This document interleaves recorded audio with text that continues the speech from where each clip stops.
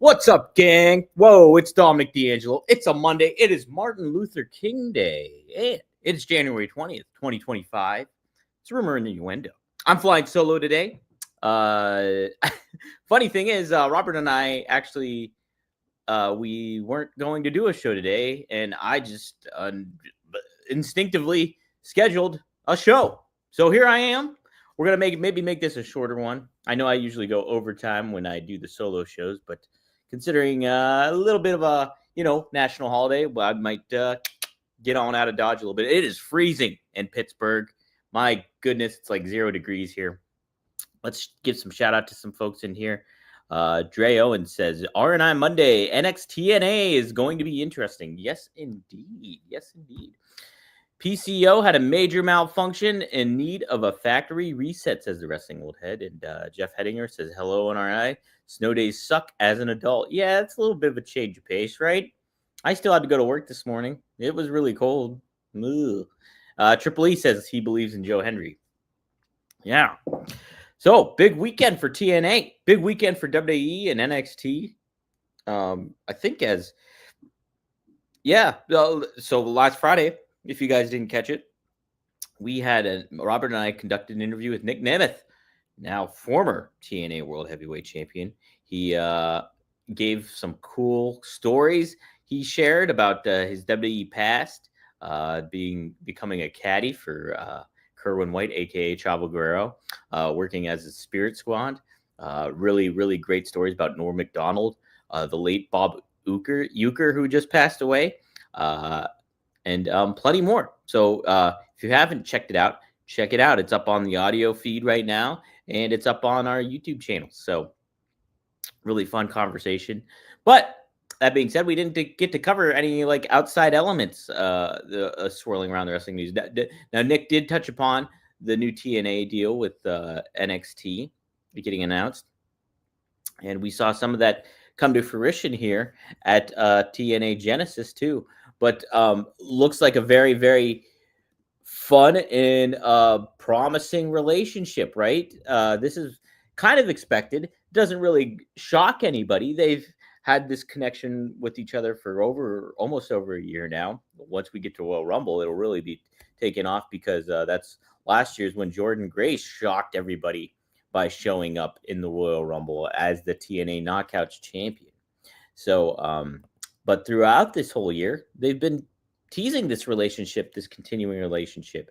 Funny too, Jordan put over on X that it was Naomi who really facilitated this relationship. So pretty cool to see that. We saw Naomi perform on SmackDown this past Friday. So yeah, I know I'm kind of bouncing around all over the place. Did get to catch a bit of SmackDown. Really enjoy the Kevin Owens heel turn. Love his interaction with Rey Mysterio, and thought that was really, really cool. I like, big takeaway maybe from SmackDown is the fact that Jacob Fatu, ladies and gentlemen, he can cut a promo.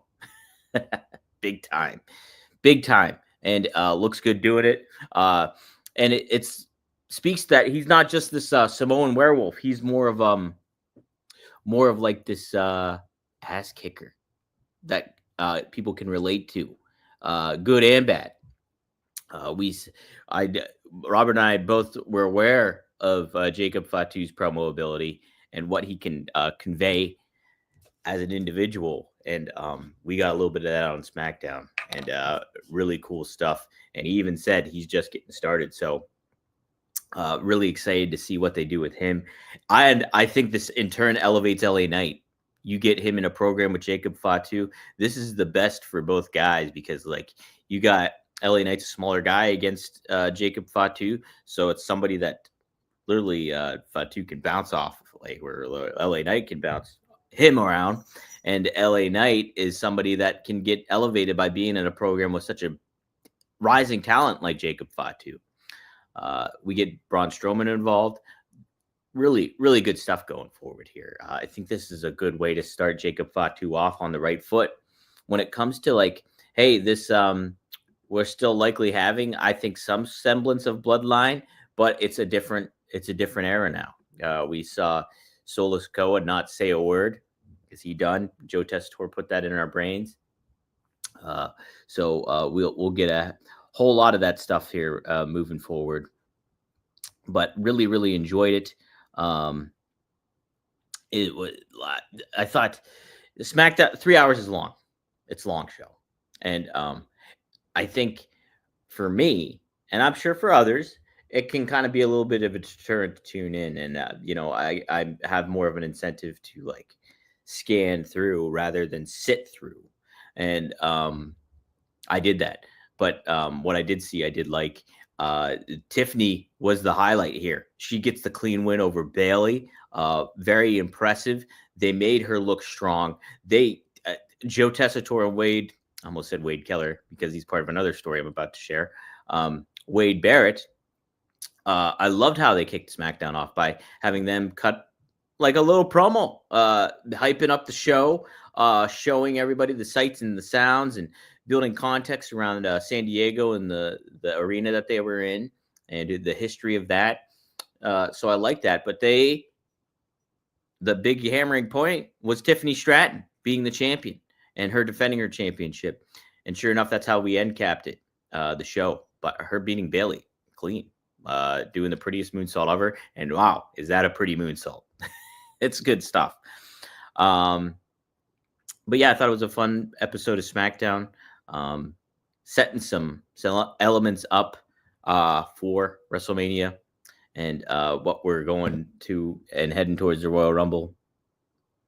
But I'm with you, Cammy Star. 3 hours of a wrestling show is a torture. It wouldn't go that far, but it's not. I don't have the intrigue to sit through it. You know what I mean? I think now Netflix going 2.5 hours, Triple H going 2.5 hours. There's a report, I think, that SmackDown might switch to 2.5 hours or 2 hours starting in May, which would be a huge benefit. I think the fact that it's on a Friday now, it's on USA Network, it doesn't create the incentive to sit 3 hours. Friday night is a weekend. And I know we're in wintertime here and, we're getting near the end of NFL playoffs. And there will be a little bit of downtime for people to sit down and tune in. So don't necessarily think it's too wrong of a thing, but it's just a long show. And I just don't think it benefits your product. And we saw that with Raw. Raw was good and SmackDown can be good too. And like I said, SmackDown was good, but I didn't sit through 3 hours. And I think if you were to do that, you'd feel the effects of it. Because then we get Raw on Monday and Raw's like a 2.5 hour show now. And if they're going to stick to that 2.5 hour time frame, that's an extra half hour that they didn't do beforehand. So yeah, it's tough to do. Dre Owens, SmackDown at 3 hours. Should it start at 7? Go from 7 to 10? It's not a bad move. But again, I think either way, you're kind of putting a little too much into the kitty here when it comes to what you want fans to watch and how it's going. I think now that there was a little bit of that down period of, hey, Raw's 2 hours on USA Network, so is SmackDown. And then, hey, Raw's still going to be 2 hours on Netflix. And now SmackDown's here. I think it kind of gave everybody a little bit of a taste of how much cooler and digestible a product can be when you're doing that. And hopefully maybe that kind of hit a note with USA too and WWE. I don't know, but we'll see.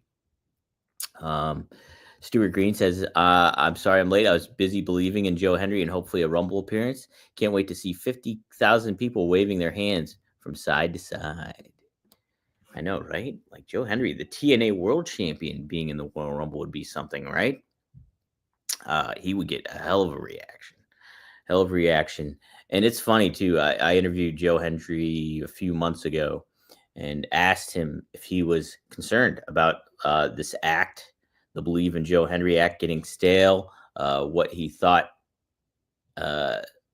What did he have a game plan kind of in place? I don't know if I asked him that in certain regards, but it's kind of my intent overall. And he's like, I can pivot. He's like, I believe in myself, pun not intended, that I can do this. And he's ready. And I think TNA Genesis was an affirmation of all that. Nick, now, while he didn't give the whole hog away about saying like he was going to lose the title, he did tell me and Robert a structure of the story that they were telling is like, yeah, Joe is back to square one after his NXT appearance, where he's got to build himself back up and try to, like, he's back in the back of the line again.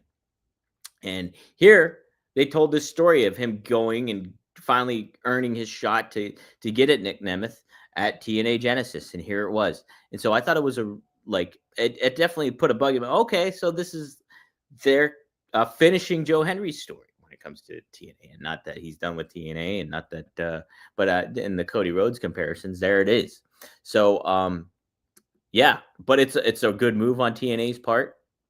I think Nick was an awesome champion, and like you could put the title back on him at any moment. I think because he has re-signed with TNA for a good amount of time, I believe, or at least the year, and so I think there's a lot that you can do with Nick. There's a lot you can do with Joe, and it really hammers home the point that Joe is a star to look out for, whether that be in TNA or WWE. I think there was a lot of good stuff that you can do to kind of make both those guys feel like a big deal, and just have a good program.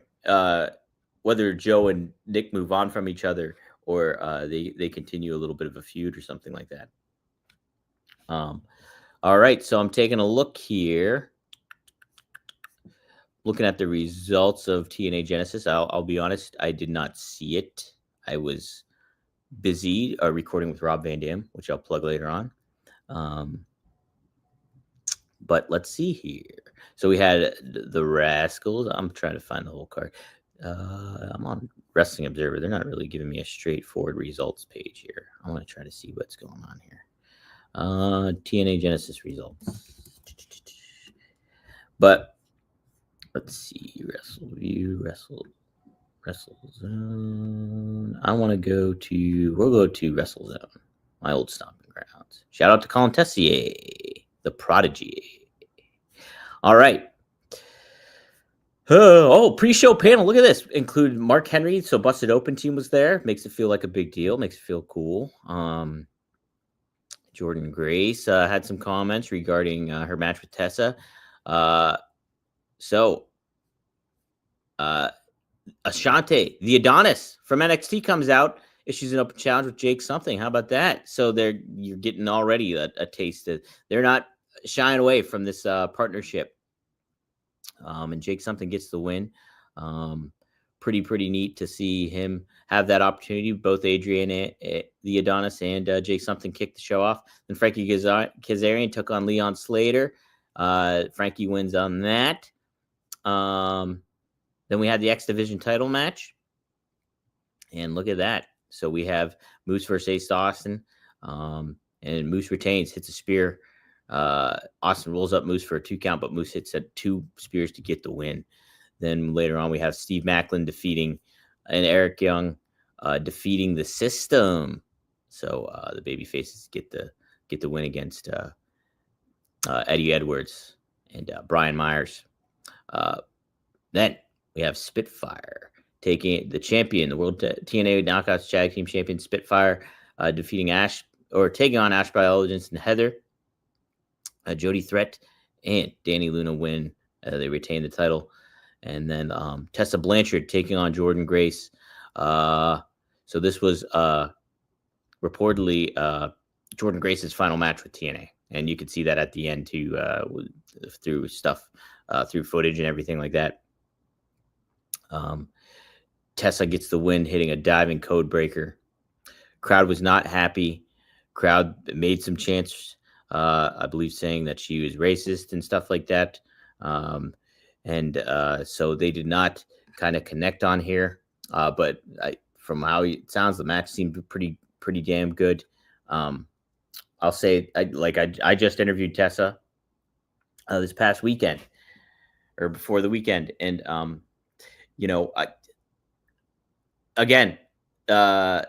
people will.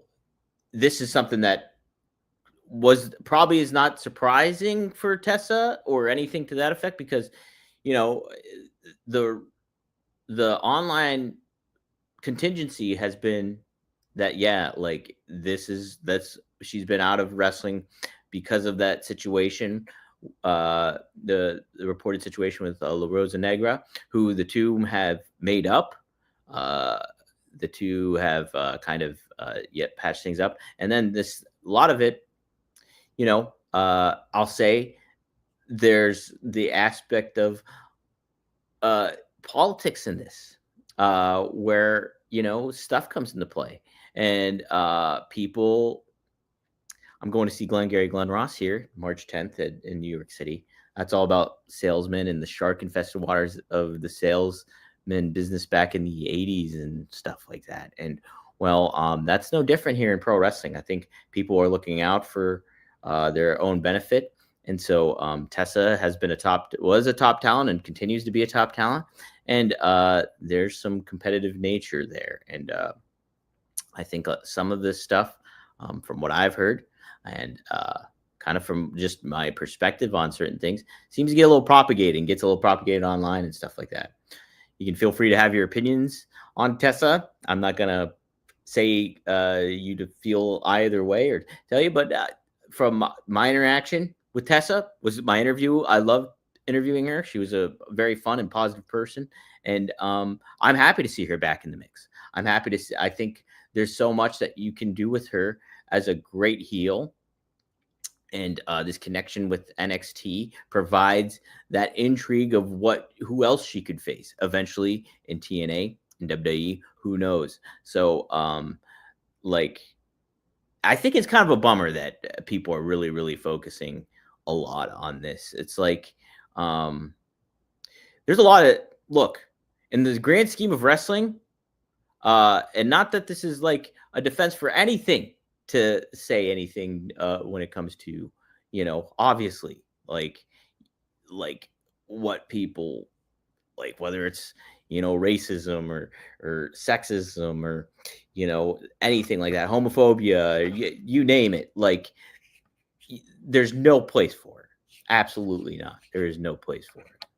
But there is a lot of people that in wrestling from yesteryear and stuff like that that still get idolized and still get promoted in a certain way, where, like, if you peel back that curtain, there's a lot of skeletons in a lot of closets.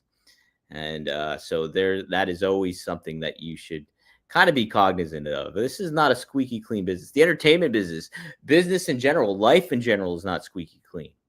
You're going to deal with people in your life that you have to work with that you don't like. And, that's happened with me before, not necessarily in wrestling journalism. I've mostly liked everybody that I've worked with. There is not a person that I have cultivated a negative relationship with in this business yet. There's people I don't necessarily agree with, or I've definitely taken my umbrage with. But yeah, but basically what I'm saying is you're going to work with people you don't like. And some people are just really good at what they do. You don't have to necessarily get along to work with people and yeah, as a wrestling fan, you're feel free to express how you feel. But from my personal aspect and view, I think Tessa has been gone. She has kind of done her time when it comes to being out of the spotlight and the blowback that she received. I don't know. I just if you're just following what the online contingency says and stuff like that, maybe look at all the context maybe surrounding some of that stuff when it comes to, hey, what happens, who, like I said, Tessa and Rosa Negra made up, and it's a crazy, crazy thing. So obviously feel free how you want to.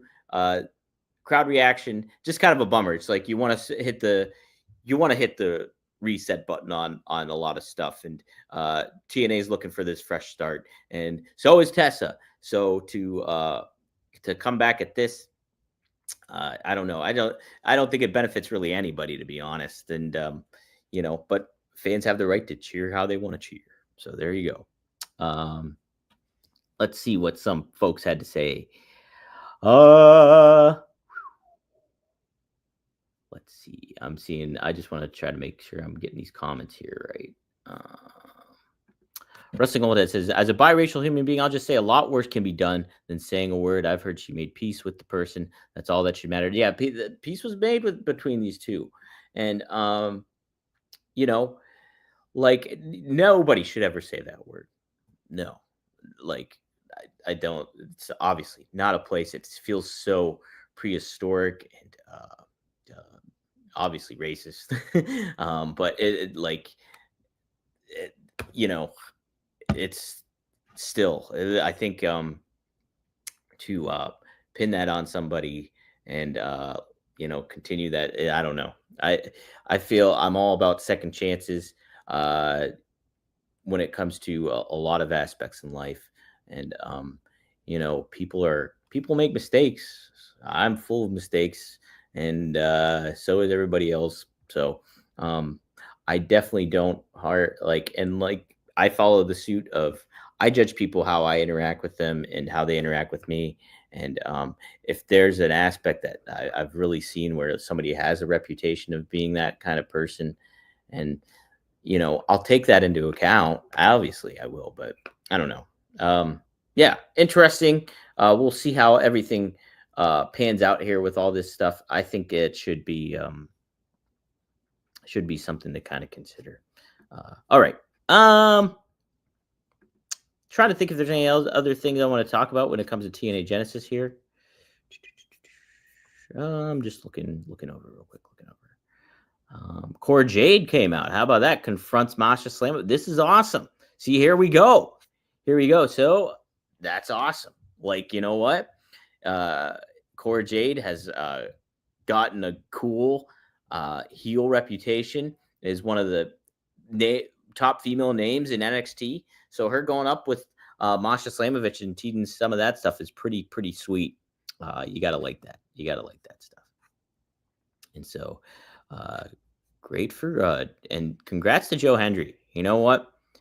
He's getting recognized from the credit standpoint now with the title and everything. And here, it'll be cool to see what happens moving forward with this and what he does and how he crosses over with NXT, what they decide to do with all that. Pretty neat aspect going forward with Joe Hendry. So see how that's everything going here. Yes, my biggest mistake is being a Jets fan. That is a huge mistake. Would I change my allegiance if I knew what I knew now when I was 13 years old and it was 1998? And Vinny Testaverde, Curtis Martin, Wayne Corbett, Keyshawn, Mo Lewis, Aaron Glenn, when they were all on top, riding high in the AFC, only to be defeated by the Broncos. Would I have changed my alliance if I knew what I knew now with the Jets? I gotta say I wouldn't. This has been a horrible professional fandom relationship I've had with the New York Jets. And I gotta ride it out. It's a tough thing about sports. I'm enjoying a lot of other games though. I mean, this NFL weekend was a lot of fun. I'm rooting for the Bills. So I really like Josh Allen and all that stuff. So cool.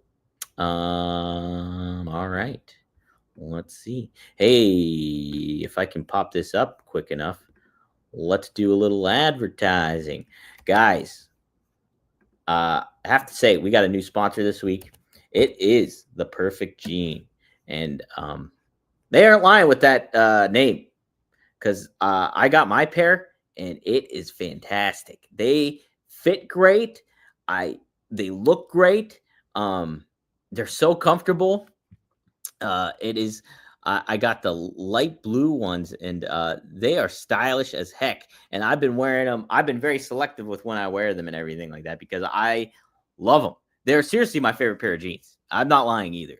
Like when I got them, and I tried them on, I was like, "Holy crap!" And I didn't even wash them yet. Like I typically, when I get a pair of jeans, I'm like, I don't like necessarily. Usually, I'm used to them being stiff and out of it. These just fit on like I was wearing a pair of sweatpants. It was great. And yeah, the Perfect Gene have over 700,000 pairs, has saved over 700,000 pairs of nuts and their owners from stiff, unforgiving denim. Exactly what I said. And that number is going up every day. These jeans are ready to help you crush 2025. They got serious stretch in every phase of your fitness journey. They're coming enough for lounging, comfortable enough for lounging after the gym. That's true. Or instead of going. And they're still sharp enough for you to keep dressed, better resolution on track. Exactly. Plus, they're perfect for showing up refined AF to wherever your New Year's throws you. Yeah, like I said, love the Perfect Jeans. Or the pair that they sent me. They fit so comfortable. I've worn them out to cool occasions, and I think I might have even worn them to my shoot job too, and they fit amazing. So big proponent of Perfect Jean, and it's finally time to stop crushing your balls in uncomfortable jeans by going to theperfectjean.nyc. Our listeners get 15% off your first order plus free shipping, free returns, and free exchanges when you use code RUMOR15 at checkout. That's 15% off for new customers at theperfectjean.nyc with promo code RUMOR15. After you purchase, they'll ask you where you heard about them. Please support our show and tell them that Rumor and Innuendo sent you.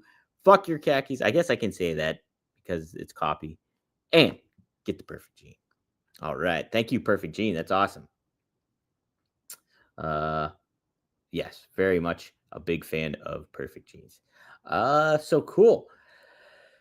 Whoo. So let's see. We'll talk a little bit. We'll preview Raw. I haven't even looked at the Raw preview today. I do know JBL is going to be there. He was also teased for Genesis, was he not? Let's take a look at this Raw preview. New Day will return to action. Okay. Tonight, Kofi Kingston and Xavier Woods will return to action. They haven't competed on WWE Raw since November 25th when they lost to Alpha Academy. Wow. Damage Control will take on Pure Fusion Collective on WWE Raw. Look, I think it's time for this whole thing to kind of move on when it comes to these factions, both of them. Pure Fusion Collective, Damage Control. I don't think anybody's really benefiting from these. I think it would benefit Io Sky to move on, and Dakota Kai to move on in their own separate paths, both as baby faces, I would say. Maybe, though, you could turn Io Sky heel, and that would be kind of cool. She could be a fun heel, and she could help elevate someone like Lyra Valkyria when it comes to a babyface Intercontinental Championship program. Or, put her in the mix here with Rhea Ripley at some point, right? A heel Io Sky against Rhea Ripley could be very cool. Sami Zayn addresses the WWE Universe. Let's see here. I don't know what he's going to have to say, but should be interesting. Well, I'm sure we'll get very much more of a indication of what his road to WrestleMania will be like. Yes, and JBL will be on Raw. They have acknowledged. So he helped Joe Henry capture the TNA World Championship at Genesis. Wow, how about that? Taking out both Frankie. So, man, look at that. Should be interesting. Hall of Famer has been making quite a few appearances outside the company, so it'll be pretty cool to see that. Jey Uso will be on the mic as well. Seth Rollins versus Drew McIntyre on WWE Raw, so that'll be a good one too. Man, all right, so this should be a pretty good Raw tonight. People will be watching some other things. I think the inaugural thing is tonight, right? I think that's going on. Isn't the NCAA football championship tonight too? Notre Dame versus Ohio State. If it is, I might lay a little money down on there. Let's see. If you guys want to lay a little money down on it, I know that is today. If you want to lay a little money down on it, I'll do another plug and use promo code RVD. Help me out. Promo code RVD. Download the DraftKings app and get the word out. All right. Speaking of which, hey, oh shoot. Yeah, wanted to talk about this. The Britt Baker news, or the speculation. Boy, I had this up. I had it up. Hold on a second. Britt Baker. And this is in regards to a report from Wade Keller of the PW Torch. So I'll say, without Wade Keller, I might not be doing what I'm doing today. And you take that for what you will. Maybe you don't like me and you're just like, man, I wish he did not uh, listen to Wade Keller. But I started getting more invested into wrestling and learning about the business through Wade Keller and the PW Torch and their hotlines. Him, Bruce Mitchell, Jason Powell making those appearances. They did Blog Talk Radio back in the day. Cam Hawkins later on would show up, who's now doing great work with The Ringer and Ariel Hawani's thing on Yahoo, The Uncrowned, and then but Travis Bryant, man, I like shouting out these people. Rich Fan, Zach Hadorns, who's a part of the One True Sport with me. Lots of great people. Greg Parks, Pat McNeil. Shout out to all those guys. Anywho, listen to Wade Keller and really got invested and started taking up writing more when it comes to wrestling and doing stuff like that. So I would call in sometimes and be a guest, a fan calling in and asking their opinions. And he just got invested. So shout out to Wade Keller. I wrote some columns for him back in the day too. And so he had some stuff on his hotline that he did one time. He did it almost for 2 years straight every day. Pretty impressive.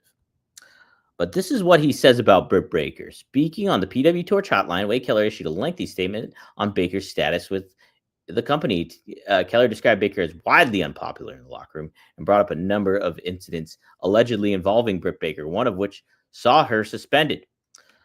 Okay, so this is what Wade said. She might be done with AEW. At least that's a feeling I'm getting from talking to people in AEW, is Tony Khan might have her in the same category as some other wrestlers where they just don't get phone calls and don't get called in to show up. There's a lot of frustration with her, I'm told, and I've heard this pretty consistently. She's wildly unpopular in the women's locker room. One person said no one ever wants to see her come back, speaking of the women's locker room. Now, that's a bold, broad statement. I could imagine somebody on social media going, I am a women's wrestler in AEW and I want her back. Okay, fair enough. But I'm just telling you, somebody's perception is nobody wants her back. That's how bad it is. Somebody's willing to tell me that. There was an incident with her and MJF, and I'm told that factors into her being off television. But there are other issues with her that have come up. She has become increasingly difficult to work with in general sense. She has always had a reputation for being difficult to work with. There was a specific situation recently, not counting the MJF situation, where people just threw their hands up. It was like a huge deal, but it was enough to sort of be the straw that broke the camel's back in terms of just feeling like, you know what? We've got a strong women's division now compared to when she was on top. We don't need to deal with her if she's going to be this difficult to work with. So that's where they are with her. Continuing, Keller stated that Tony Khan is looking to move forward without Baker in creative plans, but does not know where this will mean in the long-term future. I'm told the Adam Cole situation is not stopping her. There should be no heat on Adam Cole. He has nothing to do with her not being on TV. Obviously, she had some standout moments in AEW and became a star and was seen as a centerpiece act.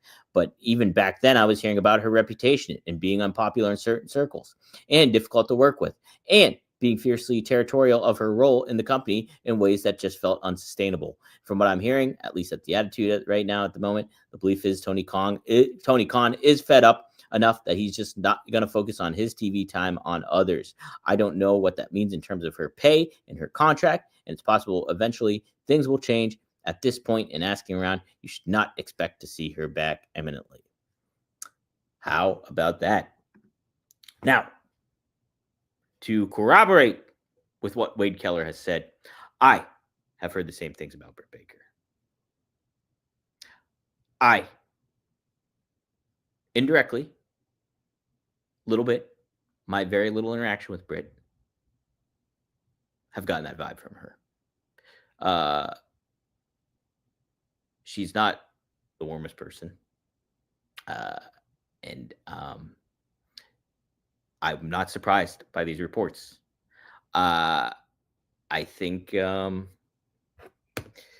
not being on TV and her being as big of a star as it is, it's pretty indicative that,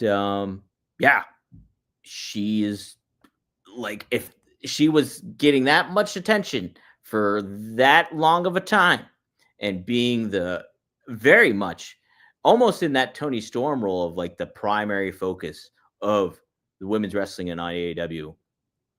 And now she's not there. Like you barely see her. She showed up once, like in Pittsburgh. She had a match, forgettable match too at was it All In, and just look.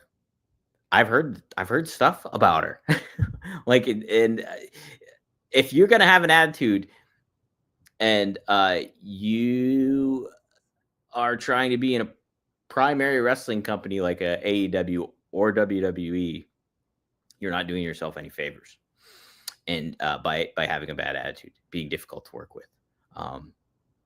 There's plenty, as we see on NXT and TNA and AEW, there is plenty of great women talent out there that are easy to work with, that are entertaining, and that have a lot of potential. If you think about a previous story I talked about earlier today, I've heard some things about Britt Baker regarding that as well. So, but yeah, I think Britt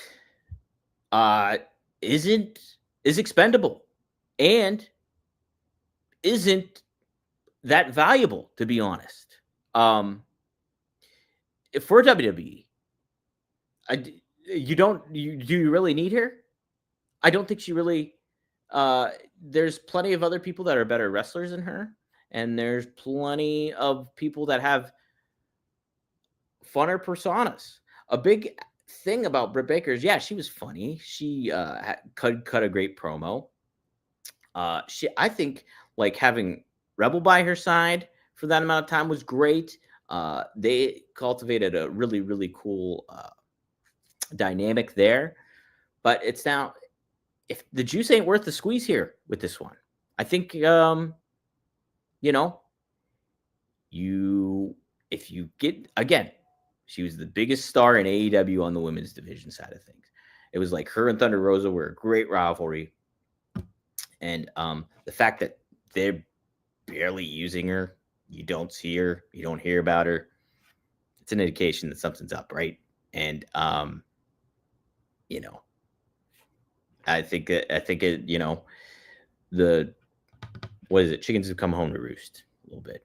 So obviously, hopefully she changes her attitude if reports are true. And like I said, my little interaction with that, I can see how that's true. So I'll leave it at that. Let's see here. Let's take a little. Let's see. No, I disagree, Dre. She goes to WWE and then becomes Women's World Champ by December. No, completely disagree. If you're referring to Britt here, because it's just like you look at all the women's talent. Like I think there's way more value in Liv Morgan than there is in Britt Baker. There's way more value in Roxanne Perez than there is in Britt Baker. Amount of people in NXT, there's more value in than Britt Baker right now. Look, sounds like she's made her bed and she's got to sleep in it. So let's see. Triple E says, one of the differences between the Punk and Baker situation is the resume. Punk essentially survived in locker rooms where you could say he earned his attitude. Not sure WWE would want her at the moment. Baker should head up MLW or something and rehabilitate her image.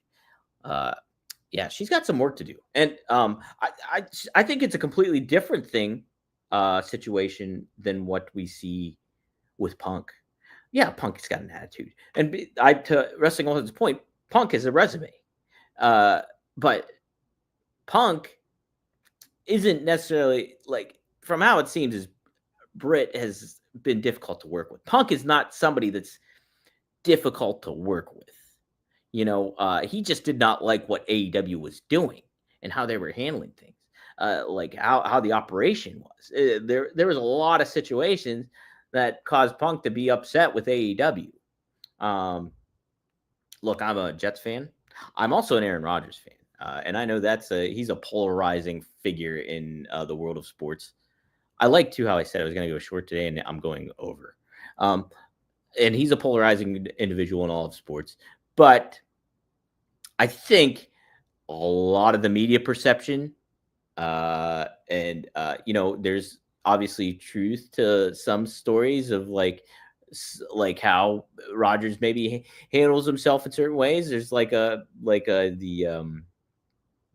knowing a lot and uh, kind of like he is a smart guy, and like he marches to the beat of his own drum kind of thing. And I think that causes some ways. And he's not like he doesn't kowtow to the media like a lot of personalities do. So I think that there's a perception of him in the media that's not necessarily completely accurate either. I think a lot of the media kind of has it out for Aaron Rodgers, and I think that's he's an easy target too. He speaks his mind. He says what he feels. Sometimes that's causes a little disruption. And from what I hear as a Jets fan too, it doesn't necessarily translate into the locker room itself, but the perception and how it feels from the outer elements of it all is a different story when it comes to what it is. I hope the Jets keep him another year. Anywho, I think Punk kind of has some of the media has been like, yeah, well, it's CM Punk. What do you expect him to do? He's going to act a certain way. And, there's some truth, I'm sure, to like how he handled himself in the past and certain things like that. But look, Punk is like, it's pretty neat to see how like he was so impassioned to be with AEW and excited to be back in wrestling, and like something brought his love back for it all. And then obviously he gets disenchanted with AEW, well, how they handle everything like that. But he still was able to harness that passion, and that passion was still reignited enough for him to go to WWE and find the enjoyment there too. And so we're seeing that come to fruition there. So pretty interesting stuff. Yeah, Jeff, Punk draws money in ratings. It's true too. That's also serious. Oh, okay. So Dre wasn't. Okay, Dre wasn't serious. Okay, I didn't think so. Okay, good to know. Sometimes I'm good with reading text and getting the faceticism, but other times I'm not. So, all right, that'll do it for me. What a fun show. Thanks for tuning in. I did. Robert texted me and he's like, "Hey, we weren't gonna do a show today." I was like, "Oh, okay." Well, I scheduled it, so I figured I should give you guys something at least. So, you got 40 minutes. There you go. Happy Monday. If you are having the day off because of Martin Luther King Day, enjoy it. Look at life as a reset button here. If you live in the world that we are living in today, hopefully everybody's enjoying what they're doing. And if you're not, hopefully you get a little bit of drive to maybe change a few things. There's nothing wrong with doing that either. Be smart about doing that. And but maybe come up with a game plan. It's a Monday, and see what happens. And hey, however you feel politically, hopefully this is just a new beginning for everybody, and things can get better for everyone involved, whether you like the person in charge or you don't. And obviously, he's a wrestling character in himself. So, all right, there we go, guys. Hey, check out later today. Rob and I recorded late last night the latest episode of our One of a Kind with RVD, and we went almost 2 hours. So I am going to get this up later this afternoon. I think I'll just schedule it for 4:20 p.m. Eastern Standard Time so people can remember it. So tune in at 4:20 Eastern Standard Time for the new episode of One of a Kind with RVD. Rob, we talk about Paul Heyman versus Vince McMahon, and the pros and cons with both of them. And then we also talk about Chris Bay. Rob got to see him over the weekend, and gives a little update on that stuff too. So check that out. We cover some other fun stuff too on there too. Mob movies. What's that? Red light therapy. So some fun topics to catch this week with RVD, and be on the lookout. We might record a new one again tonight because of Rob's schedule, or tomorrow. The plan is either tonight or tomorrow to record a new episode with RVD as well. So be on the lookout for that. But go to rvdtv.com, subscribe, like, share, get the word out about it. When I'm done with this, I am going to post a Patreon with Robert and Scott. I believe they are breaking down SmackDown. Maybe they're talking TNA Genesis as well. Not too sure all that they're covering, but that'll be up on the Working Stiff Patreon. And feel free to subscribe to that. They give some great added content that is worth your money. And Robert and Scott, they just have great chemistry, and they can cuss on there. So check that out. I think there was something. Oh, hey, yeah. This past weekend, I was part of IWC Reloaded. I was on commentary for a couple of matches, and it was a good one. I was honored to call a WWE ID match. I was on the call with Nick Lendl of Sam Hardway Holloway taking on Marcus Mathers, and it is a great match. So you could see that on WWE ID on their X account, maybe forthcoming. But it was cool. I'm excited. I did not expect that to happen this weekend, and it by circumstance I was behind the call on it. So check it out. And hey, when you do listen to it, please give me feedback, whether it's positive or negative. I don't care. I just want to hear what you guys think of it, everything like that. So should be. I'm excited to see once it comes out. So it will be awesome to. I don't know. I haven't listened to any of my commentary yet, so I don't know how I did overall on the show either. So. But my degenerate brother Marcus was involved as well on that pay-per-view. You can check that out too. If you go to Triller TV, you can subscribe to it for a month, I believe, for $6.99. Maybe there's a 7-day free trial. I'm not sure. But you can check out the pay-per-view, IWC Reloaded 11.0. There's some cool things coming with IWC. It's a really well-run promotion. Speaking of Britt Baker, that's where she came from. That's where Wardlow's from. Several others. So check that out. And I think that'll do it. Robert and I should be back tomorrow, 12 p.m. Eastern Standard Time, live on the Working Stiff YouTube channel, live on the Rumor and Innuendo YouTube channel, live on the Ad Free Shows YouTube, live on SE Scoops X account, live on my X account at Dominic D'Angelo, and live on Robert Karpolis's X account, WDE Creative _ish. Spread the word. Give us 5 stars on Spotify and iTunes, Apple, and just enjoy your day. All right. See you tomorrow. Best of luck in your future endeavors. And let's go fighting Irish, huh? Yeah, fighting Irish. Screw Ohio State. Screw you guys. All right.